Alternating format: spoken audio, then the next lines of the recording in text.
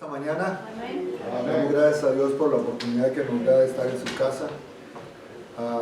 El día de ayer tuvimos una hermosa fiesta, las hermanas echaron la casa por la ventana. Valió la pena, creo que todos salieron bendecidos y fue una magnífica oportunidad de ver la unidad de la iglesia, los hermanos acuerpando, apoyando. La verdad estuvo muy buenos comentarios de todo, ¿verdad? Prácticamente estuvimos viendo todo, se vio todo muy bonito, muy elegante. La casa está ya lista para que la gente comience a visitarnos. Los hermanos que vinieron, los hermanos amigos conocidos, nos dijeron que habían estado muy buen tiempo aquí en la iglesia y una buena impresión de ustedes. Así que agradezco su amabilidad y porque también estamos haciendo de la iglesia que para dónde vamos. Tenemos que proyectarnos como una iglesia que vamos por cosas mayores, por cosas mejores. Así es que esta fue una buena oportunidad para nosotros. Nos estamos viendo desde Washington. Hermana Silvia está al pendiente de San Pedro. Ojalá que me gustaría que en alguna oportunidad ella pudiera venir y darnos una conferencia. Es una hermosa oportunidad que pudiéramos tener. Así es que Dios les bendiga. Estírese, porque la verdad necesitamos estirarnos. Usted sabe, cuando se estira usted le da energía al cuerpo. Esta mañana vamos a tener nuestra clase, se llama Una vida de confianza. En este mundo que estamos viviendo, lo que más falta es confianza, ¿verdad? La gente es muy desconfiada y se necesita. Así es que el mejor ejemplo lo tenemos de parte del Señor, la confianza que debemos tener. Me gustaría, si alguien por favor me puede leer la idea central de la clase. Podemos confiar en Jesús porque Él es el camino, la verdad y la vida. ¿Alguien que me lea la aplicación para la vida? No se amontonen, uno por uno. Amén. Aplicación para la vida. La crisis más grande que existe en este mundo, sin duda, no es la crisis económica ni la crisis sanitaria, es la crisis espiritual. Por esta, muchos caen en la desesperación, el desánimo, la duda, el terror, la inseguridad, la falta de disciplina, la falta de santidad y el abandono de las responsabilidades espirituales, entre otras cosas. El problema es que no estamos conociendo a Dios como debiéramos conocerlo. Esa fue la crisis que experimentaron los discípulos y es esa misma crisis la que hoy día enfrentamos los cristianos. No podremos confiar en Jesucristo a menos que salgamos de nosotros mismos y veamos nuestra profunda necesidad de conocerlo más a Él. No se trata de un conocimiento académico o intelectual, sino de tener una relación personal e íntima con el Dios de la gloria. No hay otra manera. No podemos atesorar a Cristo como lo más importante en nuestras vidas, a menos que clamemos a Dios pidiendo que abra nuestros ojos espirituales para verlo solo a Él. Y en la medida que lo conozcamos, podremos confiar más en Él. Amén. Aquí dice que la crisis, ¿verdad? La crisis más grande que existe en el mundo no es la crisis económica, ni es la crisis sanitaria, es la crisis, y esto lo está experimentando la iglesia. En muchos lugares, lo que menos desea la gente es tener disciplinas espirituales. Las disciplinas espirituales son tan necesarias para la vida del cristiano que van a traer una transformación a las iglesias. Porque las disciplinas espirituales, en primer lugar, una de las disciplinas espirituales, estuvimos estudiando esto en la universidad, una de las disciplinas espirituales muy abandonada por la iglesia es la oración, el ayuno. Nos gusta el entretenimiento, pero no nos gusta la oración, el ayuno, el retiro. Sabe que hay una cosa que está afectando mucho a la mayoría de las personas, es que tanta bulla, tanto entretenimiento. Usted escucha a los muchachos, va en los carros con el alto volumen, porque el ruido, se está comprobado que el ruido es para callar un poco lo que las personas traen dentro. Con el ruido tratamos la manera de ignorar lo que está pasando en nuestro mundo. Pero y eso se han dado cuenta las compañías del entretenimiento. Y por eso es que usted no va a ver un videojuego que no tenga música.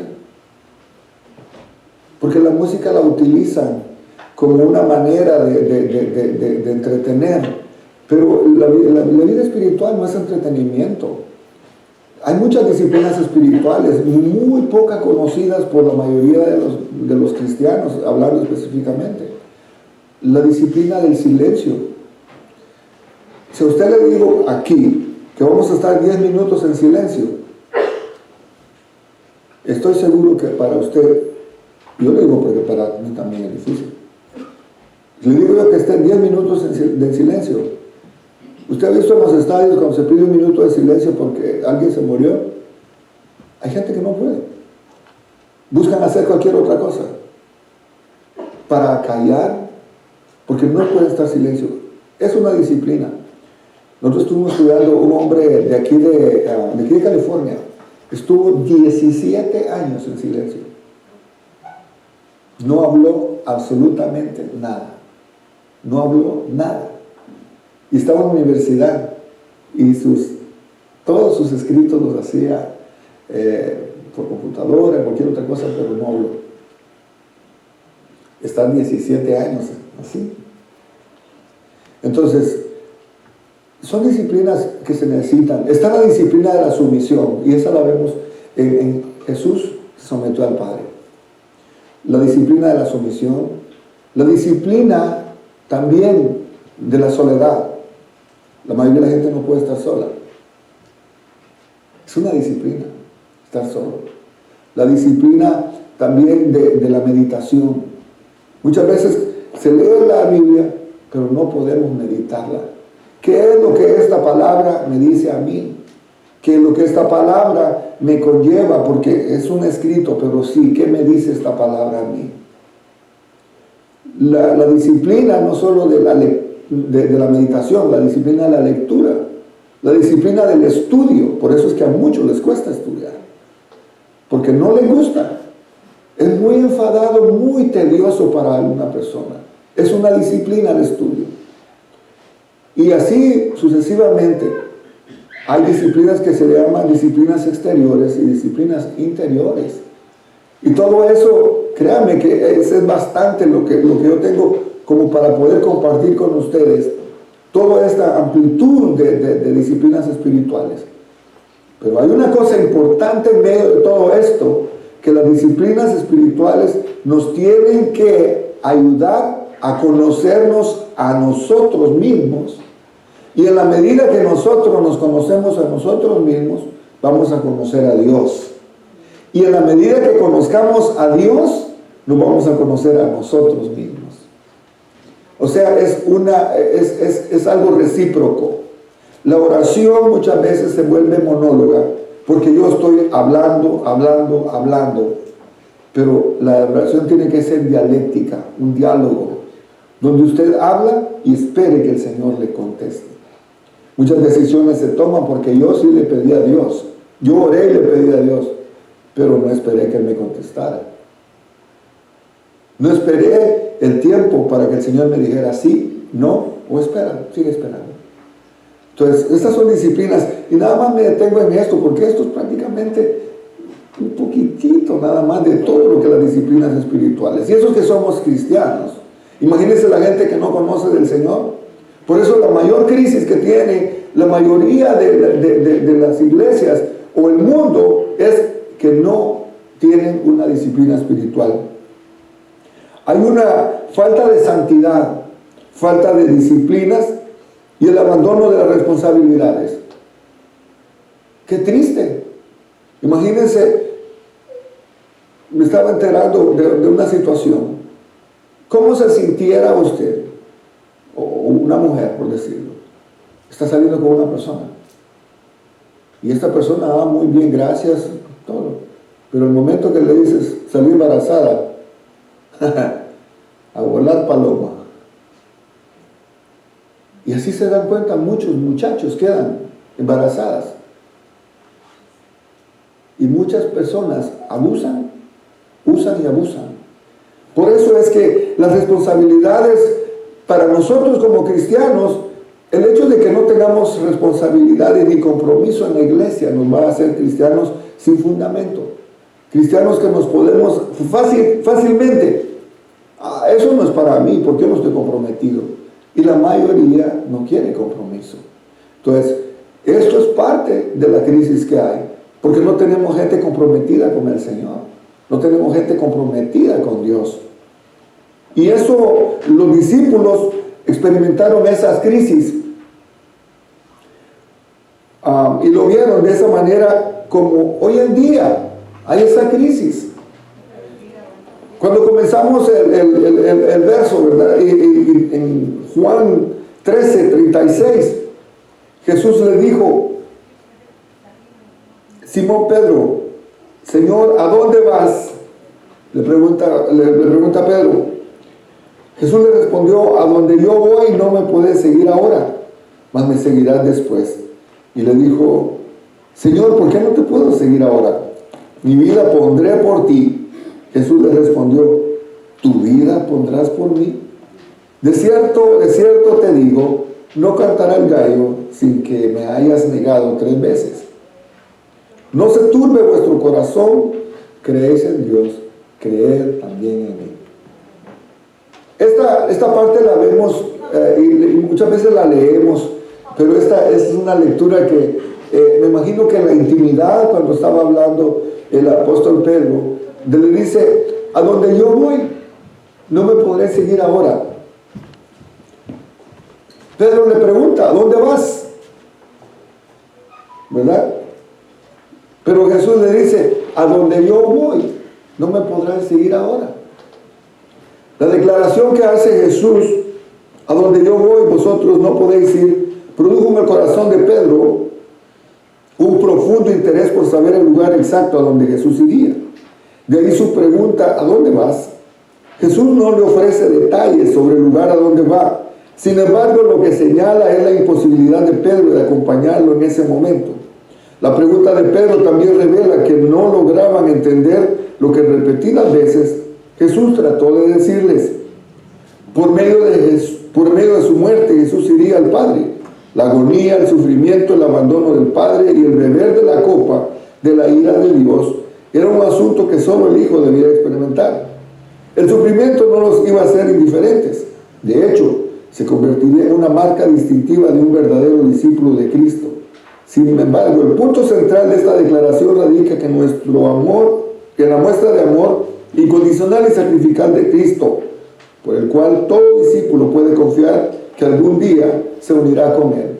De acuerdo a los comentaristas, esta expresión le dice: a donde yo voy, usted no puedes ir conmigo ahora. Era porque Jesús sabía lo que a Él se le venía. Y en otra parte le dice: podéis beber la copa que yo bebo. Pero el sufrimiento que venía, Él sabía perfectamente de que ninguno de ellos iba a ser capaz de soportar el sufrimiento que venía para Jesús.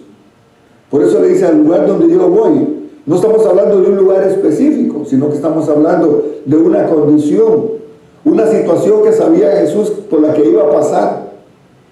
Él sabía a dónde iba Jesús: a la cruz, al Calvario, al martirio. Ahí no los puede acompañar.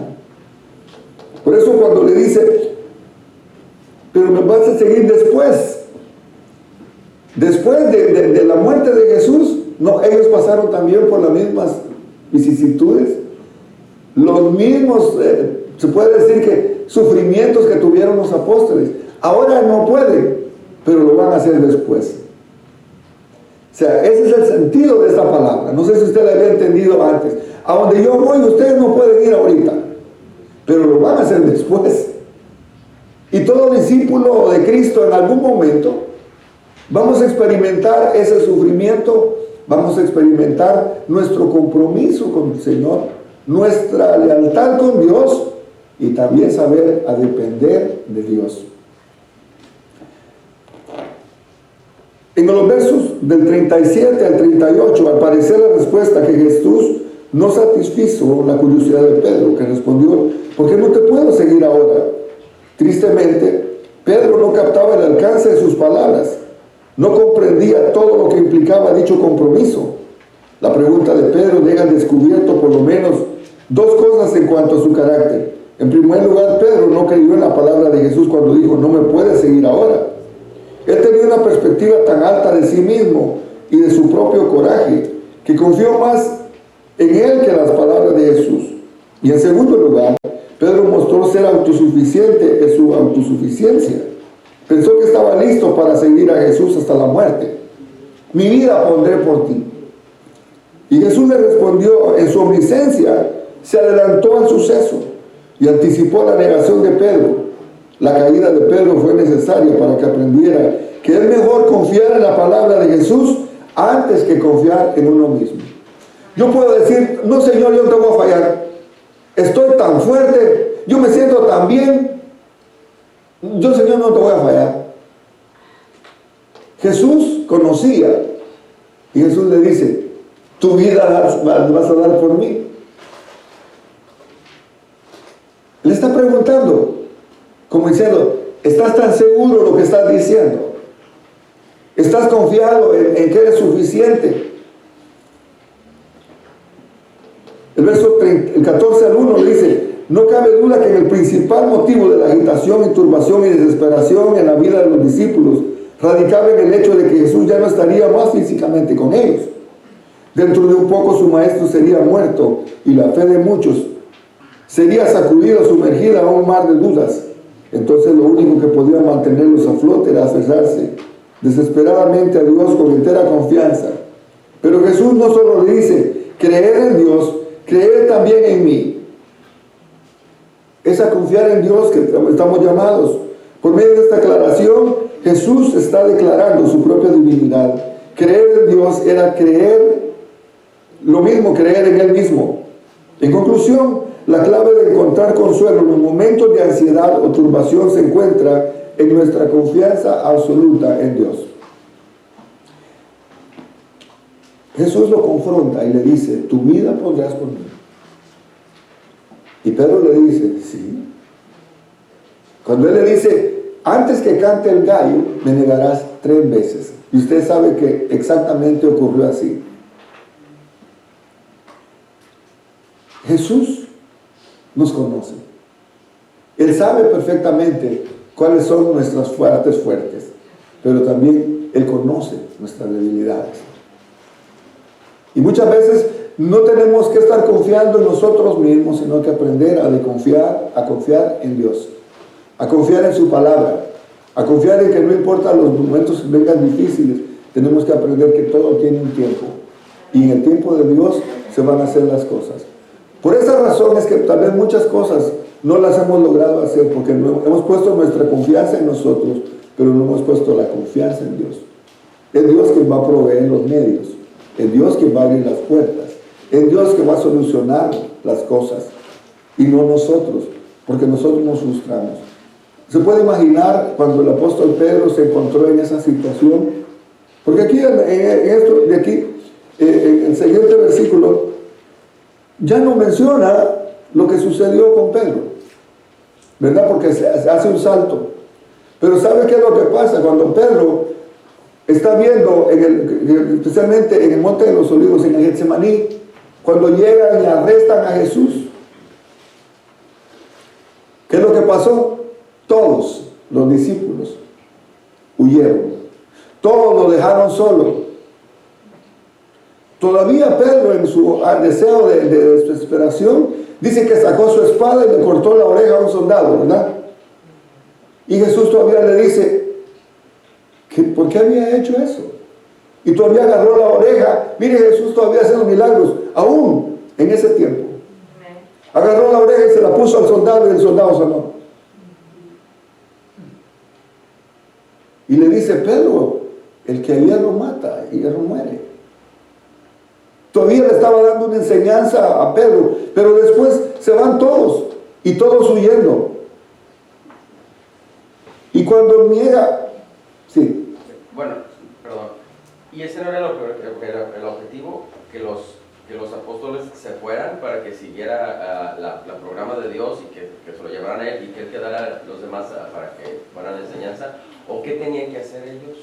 Bueno, al igual que todos. ¿Apoyarlo en el momento? En el momento de la dificultad no todos estamos dispuestos a... Porque sí, porque entonces, pues a mí me cuesta trabajo, a lo mejor yo también sería como las ratas. Y usted está siendo honesto. Es que se asustaron. Esa es la realidad de nosotros como humanos. Pero entonces, ¿qué hubieran hecho esos humanos, esos 12 apóstoles? Tenían que cumplir el programa del Señor, o sea, ese era el programa, no era lo que salirse ellos para que siguiera el Evangelio y él cumpliera su propósito. Exactamente. Entonces yo como puedo salir también para cuidar. Pero acuérdese, la enseñanza que tenemos en esta palabra es de que en el momento, Él está diciendo, a donde yo voy, ustedes no pueden ir. Entonces Él está diciendo, yo sé que en el momento que venga la persecución, ustedes van a salir. Y ellos salieron corriendo. Sí, mi hermano. Sí, eso es ellos se asustaron. Ellos creían estar fuertes, esa es la enseñanza. Ellos creían estar fuertes y firmes, pero en el momento que vino lo fuerte, la prueba, ellos huyeron porque se asustaron.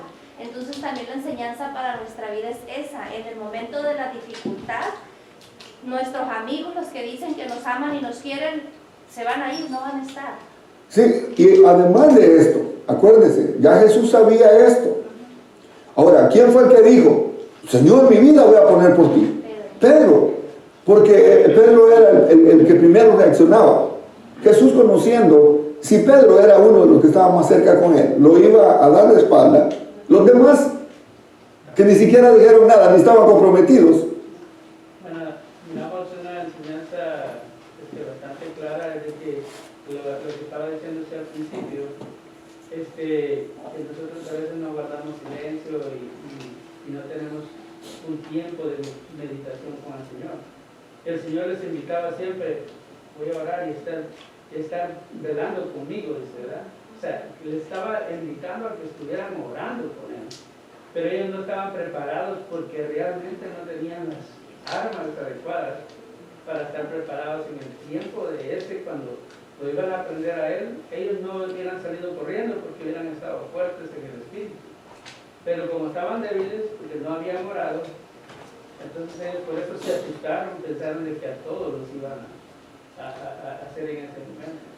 Y cuando Jesús le dice, sí, gracias hermano, cuando Jesús le dice, le profetiza que lo iba a negar, Pedro todavía le dice, aquí no lo estamos leyendo, pero Jesús dice, no Señor. Él todavía dice no. Jesús le dice, antes que cante el gallo me negarás 3 veces. Tal vez una vez que haya cantado el gallo hubiera sido, pero el decir 3 veces es como quien dice, te lo estoy diciendo que no me vas a negar. Jesús sabía perfectamente.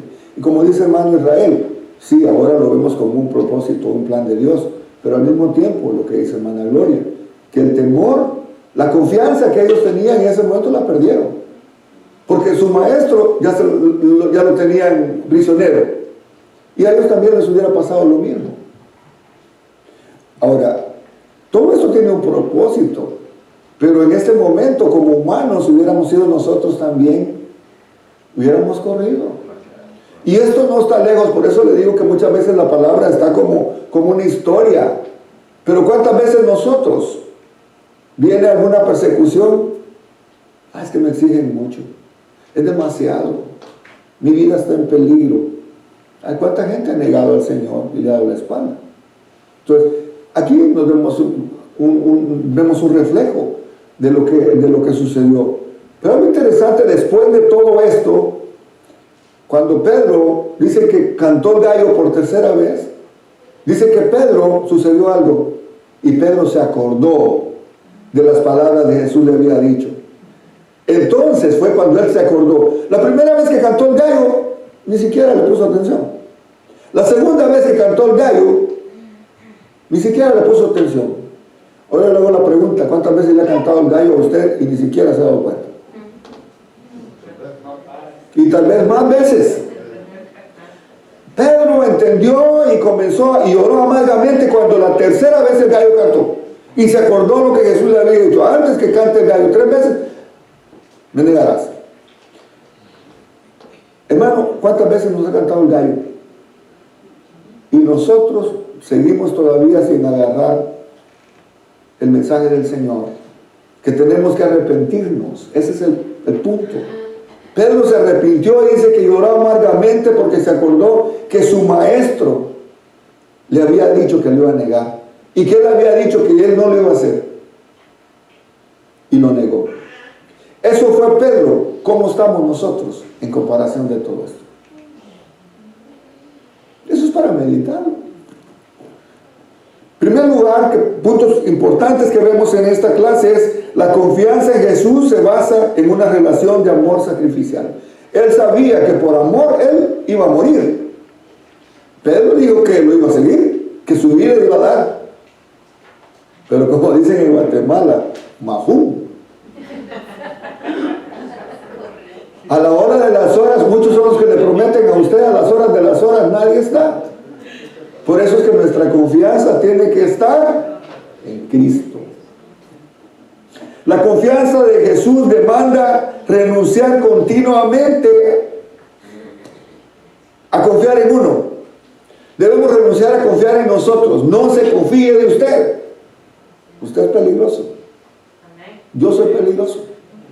No renunciemos a nosotros mismos, porque nuestra propia naturaleza humana nos puede traicionar. Recuérdense que tenemos 3 enemigos: el mundo, el Satanás y la carne, la chuleta. Entre más chuleta tengamos, más nos sigue el diablo, porque dice que el diablo es como el león rugiente. Los huesos no atraen mucho al león, pero si está gordito, ¡ay! Aquí es donde. Entre más carnalidad tenemos, más fácil presa somos para el diablo. Por eso es que la crisis, acuérdese, la crisis que tenemos en lo que dijimos de la aplicación para la vida, la mayor crisis que tenemos no es la económica, no es la sanitaria, sino que la falta de interés espiritual. Porque no queremos las cosas espirituales. ¿Hay servicio de oración? No muchos quieren. Hagamos concierto y va a ver que hasta el vecino se lleva. Esa es la diferencia. Por eso hay una crisis espiritual. Otra cosa importante que vemos aquí, que la confianza en Jesús provee consuelo en medio de cualquier crisis espiritual. Amén. Usted está pasando una crisis espiritual, confía en Cristo. No lo va a fallar. Porque Él dijo: no se turbe vuestro corazón ni tenga miedo. Creéis en Dios, creed también en mí. Y esta es otra versión, porque esto es lo que dice: no se turbe vuestro corazón. Pero en otra dice: no se turbe vuestro corazón ni tenga miedo. Creéis en Dios, creed también en mí. Como diciendo, ¿usted cree en Dios? ¿Cree en Jesús?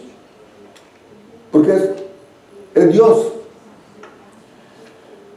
Luego en Juan 14, 2 al 3 dice: en la casa de mi Padre muchas moradas hay. Si así no fuera, no lo hubiera dicho. Voy pues a preparar lugar para vosotros, y si me fuere y os preparare el lugar, vendré a vosotros. Vendré otra vez y os tomaré a mí mismo, para que donde yo esté, vosotros también estéis. Ahora en la casa del Padre hay muchas moradas. Me imagino que ya dice Residencia Sosa, es Residencia Hernández. En la casa del Señor ya están preparadas las moradas. Si Jesús lo dijo, yo creo. Yo no me voy a preocupar si aquí no tengo casa, no tengo esto y no tengo el otro. Ya tenemos una morada eterna, porque Él dice que va a preparar moradas para nosotros. Interesante, ¿verdad? Que muchas veces nosotros estamos con una gran aflicción aquí y aferrándonos a no querer morirnos cuando ya tenemos un lugar mejor. Por eso la Biblia dice que ausentes del cuerpo, presentes con Dios. La vida después de la muerte es mucho mejor que la vida que estamos pasando. Pero muy pocos podemos decir, oh, yo estoy listo ya para eso. En el pasado existían moradas en las que los viajeros llegaban y podían descansar el cansancio luego de andar un largo camino. Otros contaban con una vivienda para recibirse en una temporada del año. Durante su estadía allí encontraban reposo y tranquilidad. A diferencia de estas moradas que eran temporales, Jesús promete un lugar permanente y mucho más acogedor y duradero.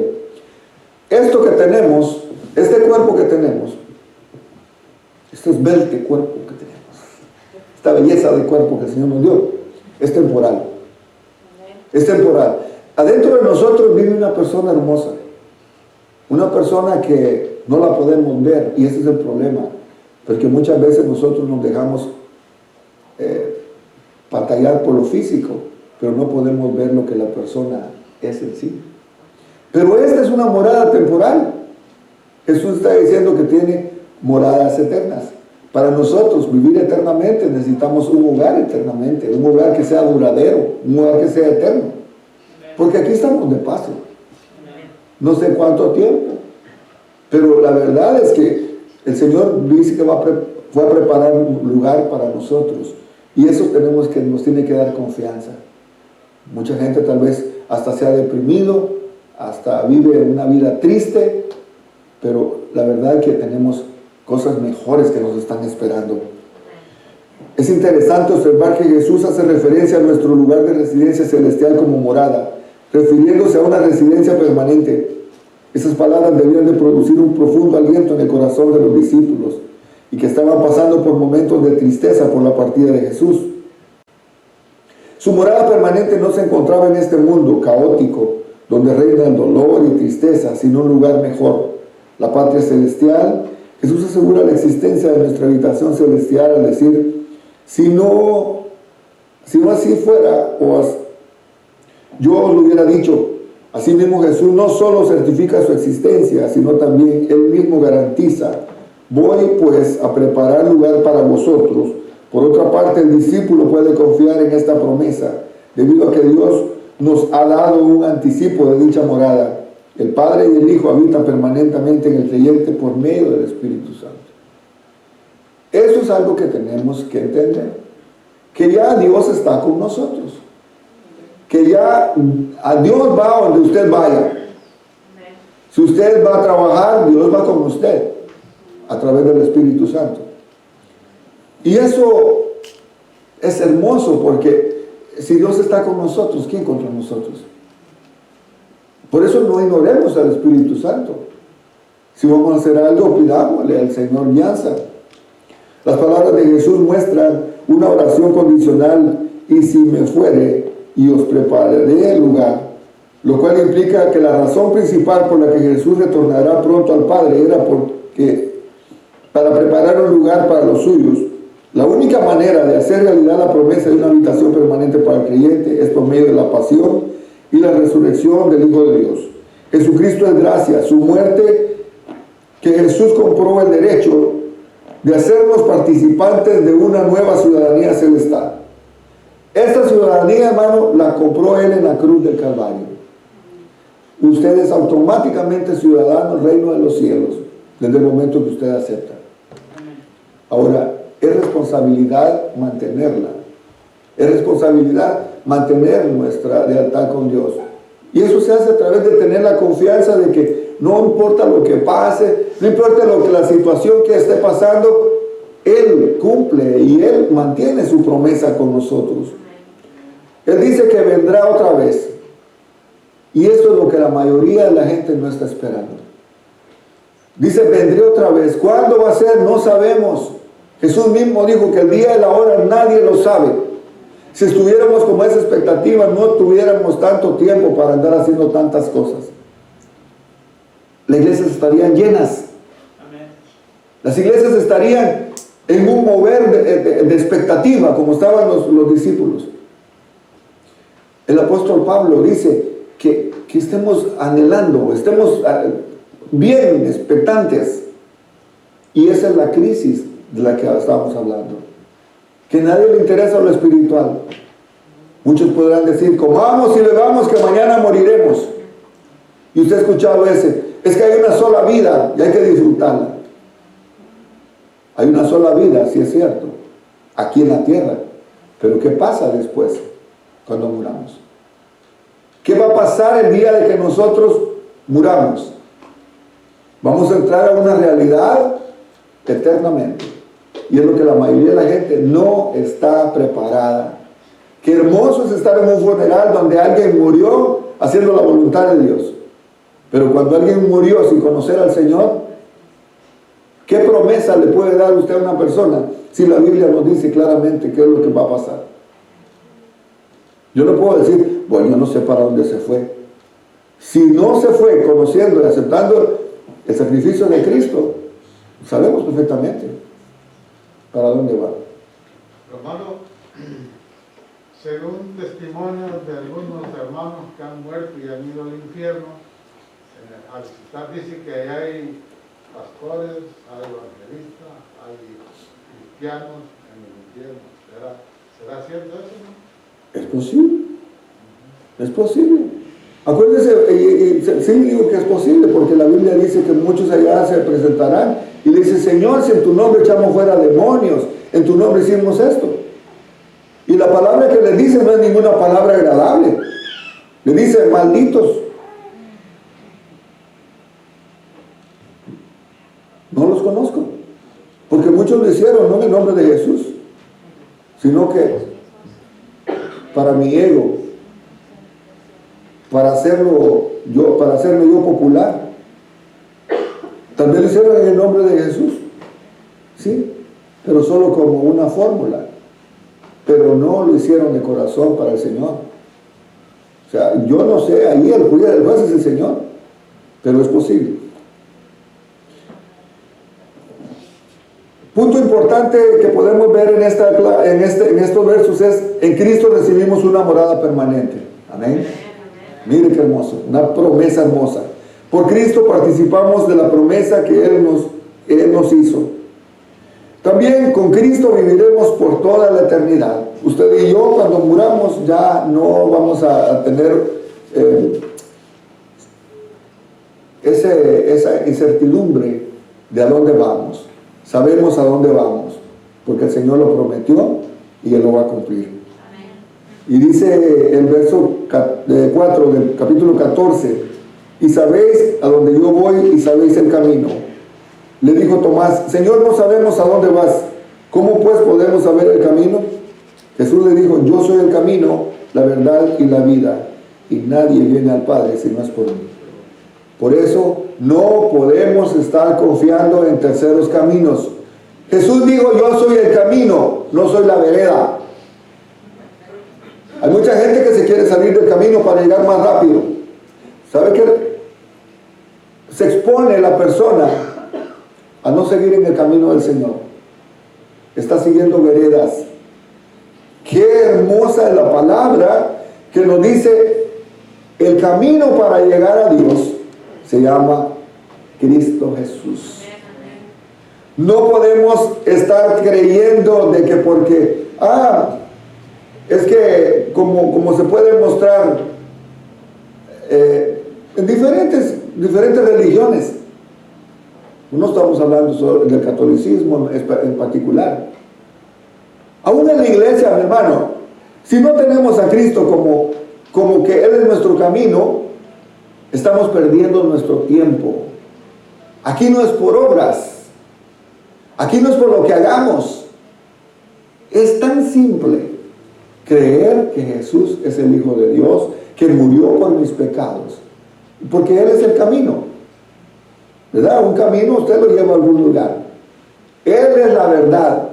Pilato le dijo, la verdad, ¿cuál es la verdad? Y muchas veces en este tiempo que estamos viviendo hay verdades relativas, pero solo hay una verdad absoluta y se llama Cristo. Porque hay verdades relativas. Así como existen medias verdades, también existen medias mentiras. Pero la verdad absoluta se encuentra en Dios y a través de Jesús. Muchos les gusta salir a caminar, tenemos caminos especiales para aventuras, esparcimiento y relajación, en ocasiones, de manera inesperada, ocurren tragedias. En estos versículos Jesús nos enseña el único camino en el que verdaderamente podemos confiar.